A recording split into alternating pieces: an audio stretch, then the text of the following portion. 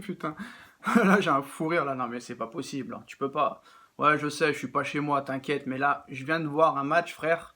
Franchement, c'est incroyable. Voilà, ce que j'ai envie de te dire, c'est que c'est incroyable. Marseille qui perd contre Canet, Roussillon, Canet, je sais pas quoi, frère. Je connaissais même pas ce club.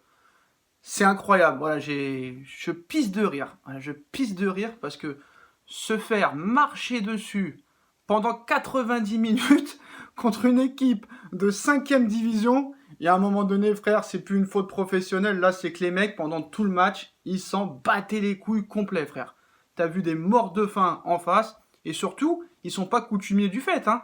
Ça fait plusieurs fois que ça leur arrive. Rappelez-vous en 2019 contre Andrézieux, frère. Andrézieux, je sais pas si c'était, je crois que c'était un musicien à l'époque, non, c'était un club de football, frère. Il y a 10 ans ou il y a 12 ans, en 2008, contre Carquefou, ils avaient déjà fait le coup, mais ce soir, frère, en 16e de finale de Coupe de France, ils perdent 2-1 contre Canet-Roussillon, frère. Je connaissais même pas ce club, pourtant j'en connais des clubs de National 2, de National 1, frère. Franchement, ce soir, c'est une faute professionnelle parce que ça peut arriver de perdre contre des équipes de 5e division. On en a vu des exploits en Coupe de France. Mais là, frère, tu voyais que de la première à la 95e minute, ils s'en battaient les couilles complets. Et c'était pas l'équipe B. T'avais quand même Germain, t'avais quand même Milik, soi-disant future grande star de cette équipe. Dimitri Payet, Alvaro, Camara, Pelé dans les cages, Nagatomo, qui est pour moi le plus mauvais arrière-gauche de Ligue 1, frère. Et ben maintenant, terminé, frérot. C'était leur seule chance d'être en Coupe d'Europe l'année prochaine et ils ont plus rien. Et ils sont ridicules. Alors, ces supporters-là nous mettent toujours devant le fait accompli en disant eux, ils ont une histoire et pas nous. Mais alors, frère, ton histoire, faut voir comment tu l'écris aussi, hein. Alors, certes, vous êtes le premier club à avoir gagné la Ligue des Champions. Faut voir encore comment vous l'avez gagné. Mais frère, vous rentrez dans l'histoire. En 2 ans, vous avez trouvé le moyen de perdre contre Andrézieux, qui vous avait déjà laminé à l'époque, et là encore de se faire ridiculiser contre Canet en Roussillon, frère. Alors déjà, bah, félicitations à cette équipe, franchement, parce qu'ils ont vraiment bien joué. Le premier but sur coup franc, il est exceptionnel. Ça rappelle les coups francs de Juni, hein, Juninho, frérot, pour ceux qui n'ont pas connu à Lyon. Allez voir sur YouTube, des coups francs à la Ronaldinho, frère. Le premier but, il est exceptionnel. Et même le deuxième, un peu comme Sarabia et Draxler hier, franchement, les gars, ils ont joué au ballon et tu les voyais, les Marseillais, sur les relances, pour pouvoir essayer de revenir au score. Ils n'ont jamais voulu revenir au score, les gars. Ils s'en battaient complètement les reins. Voilà. En face, ils auraient pu en marquer 3, 4 minimum encore. Ils n'ont jamais été mis en danger, presque, honnêtement. Et c'est ça qui est très très grave. C'est ça qui est très très grave. Alors, on peut expliquer encore la faiblesse de la Ligue 1. Tu vois Lyon hier gagner 5-2 contre Sochaux. Paris qui fait le taf.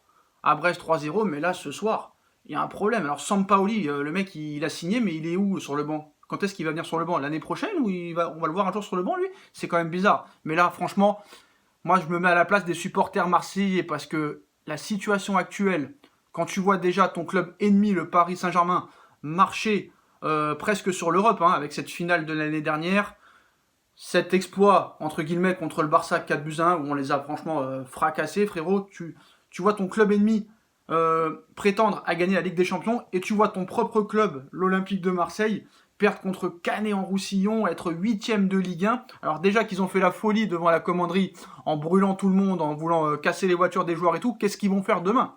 Les supporters marseillais, frère, demain, ils vont pas se laisser faire parce qu'on le sait comment ça se passe à chaque fois, hein.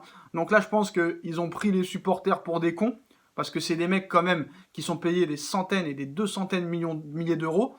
Le Dimitri Payet, contrat à vie, frère, bah, contrat à vie pour faire des chignons, à part ça, il sert pratiquement à rien, le gars.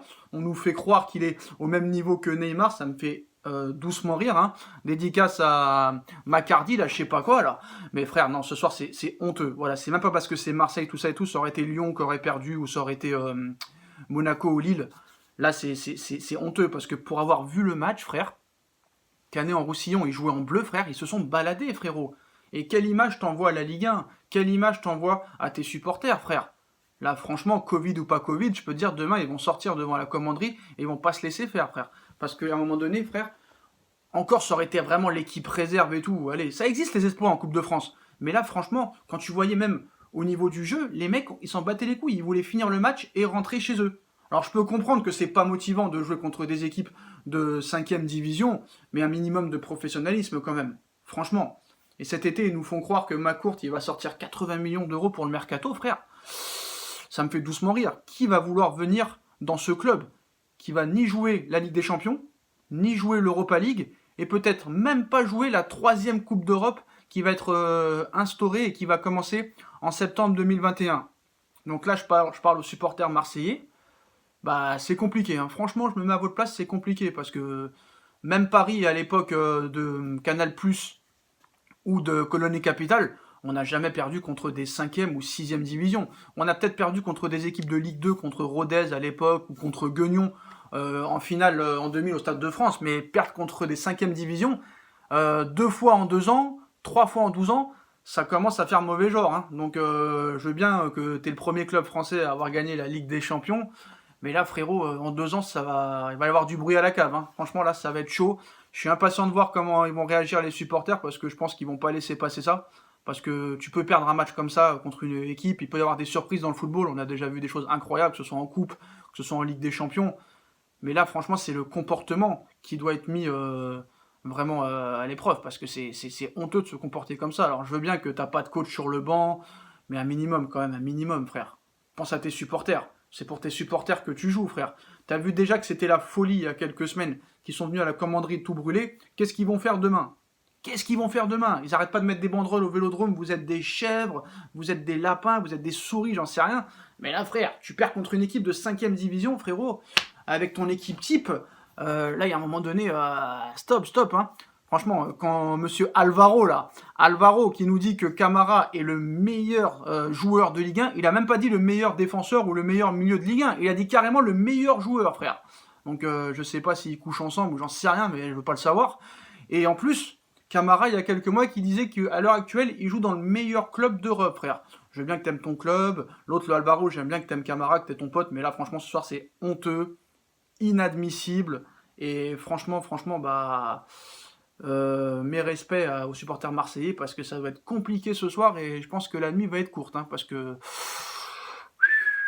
là, c'est très, très, très chaud. Et c'est gênant même. C'était gênant parce que c'est quand même des gars qui jouent pas au football du matin au soir.